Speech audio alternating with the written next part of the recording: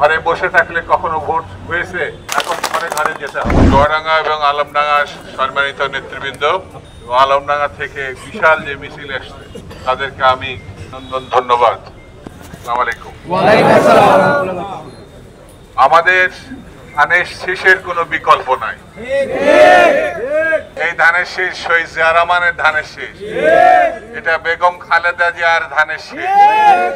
এখন এটি বাংলাদেশের আগামী দিনে যিনি প্রধানমন্ত্রী হতে চলেছেন জনাব তারেক রহমানের ধানের শীষ।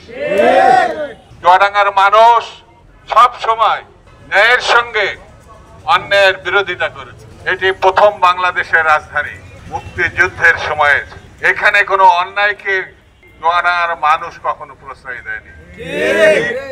এই অন্যায়ের বিরুদ্ধে বিএনপি লড়াই করেছে। বিএনপিকে নিয়ে যারা ব্যবসা করতে চেয়েছে, বাংলাদেশের মানুষ, চুয়াডাঙ্গার মানুষ তাদের সব সময় প্রত্যাখ্যান করে।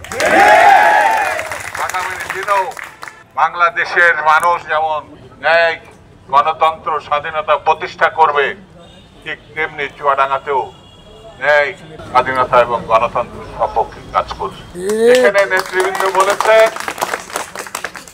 বাংলাদেশ আগামী দিনে যেন তারেক রহমানের নেতৃত্বে গণতন্ত্র, স্বাধীনতা, কৃষকের, শ্রমিকের, মজদুরের, খেটে খাওয়া মানুষের বাংলাদেশের প্রতিষ্ঠাই হচ্ছে বিএনপির একমাত্র উদ্দেশ্য। এবং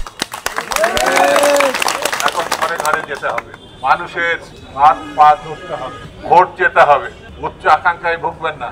ঘরে বসে থাকলে কখনো ভোট হয়েছে, এটা ঠিক না। এখানে চেয়ারম্যান আছে, মেম্বার আছে, সাবেক এমপি আছে, বিএনপির নেতৃবৃন্দ আছে, অঙ্গ সংগঠনের নেতৃবৃন্দ আছে।